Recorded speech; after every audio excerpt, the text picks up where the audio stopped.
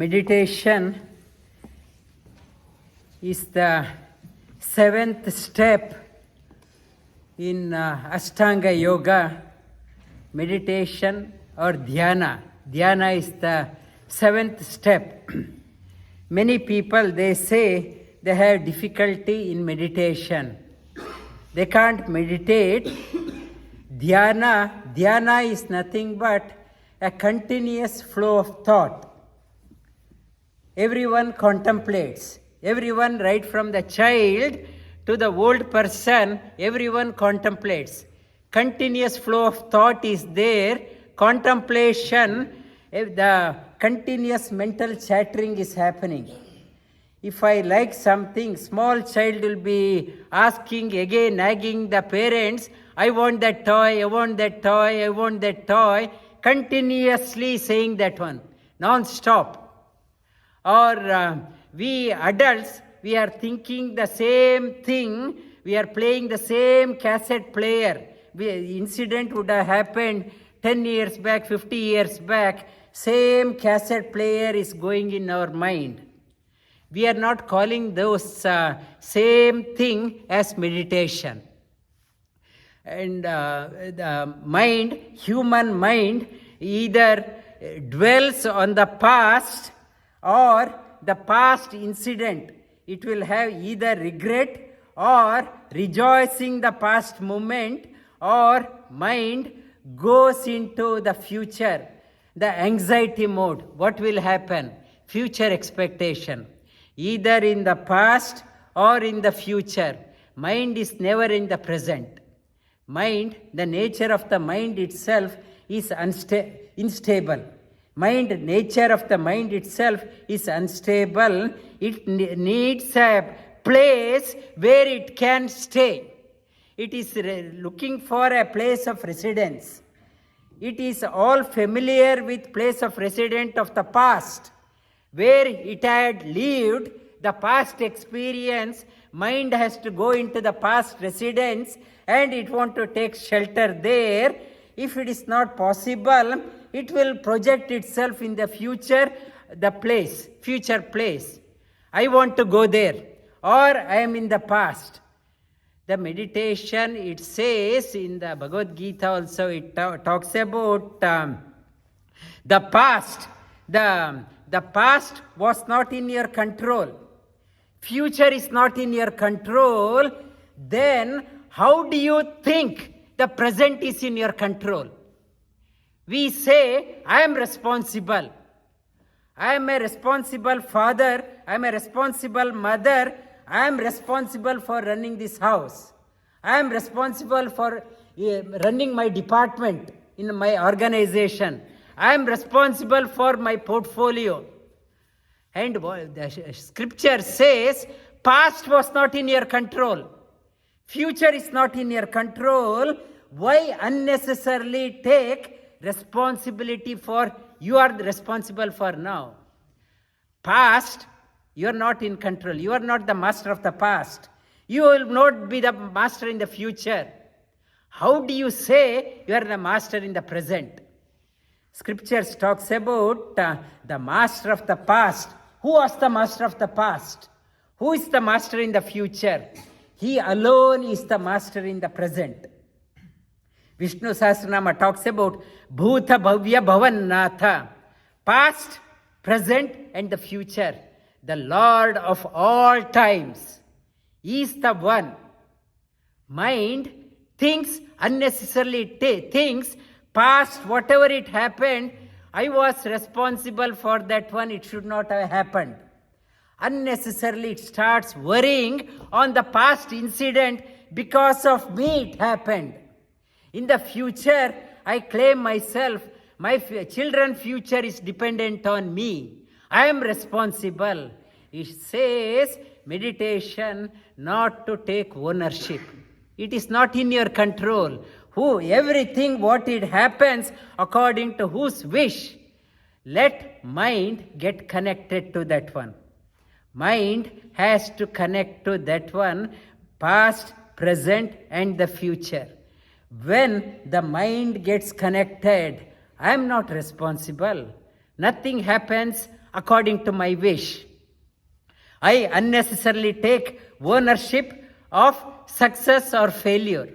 It says not to take ownership. Nothing happens according to your control. Let mind get connected with the under whom everything is happening. Bhuta Bhavya Bhavannatha. When it is connected, the meditation happens. Meditation, continuous flow of the thought. Then, when it is happening, mind no longer starts brooding over the past incident or goes into anxiety mode. What will happen? What will happen? What will happen in the future? Anxiety or depression, it won't be swaying from the past to the future. To remain, connect yourself to the Lord of all three times.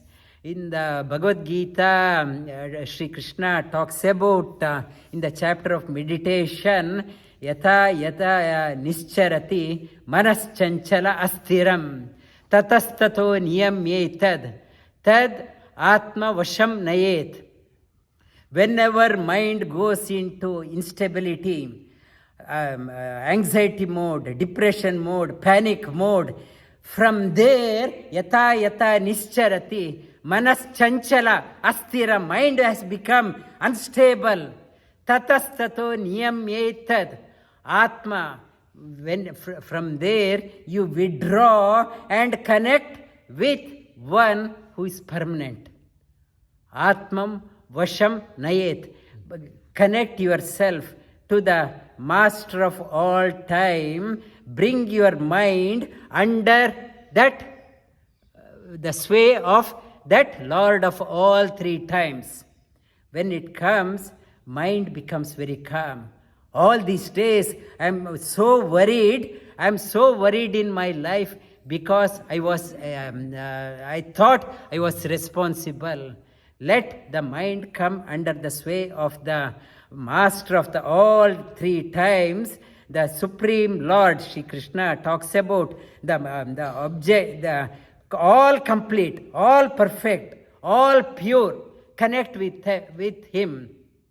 And when it happens, Prashanta Atma Manas Yato Nischarati Manas Chanchala Astiram Tatastato Niyamyetad Atma Vasham Nayetam. Then Prashantatma Vigatabihi Brahmachari Vratestita Manasamyamya Machitto Yukta Asita Matparaha. Yukta, by doing that one, Yukta means yoga. Yukta means connect. You connect with that one, Yukta Asita. Asita means asana. Asana means nothing but able to sit properly. Matparaha, you settle down in your life comfortably. Yukta Asita, connect with them, connect with the Supreme Lord. Prashantatma Vigatabihi. Be fearless in your life. Be fearless. Be fearless.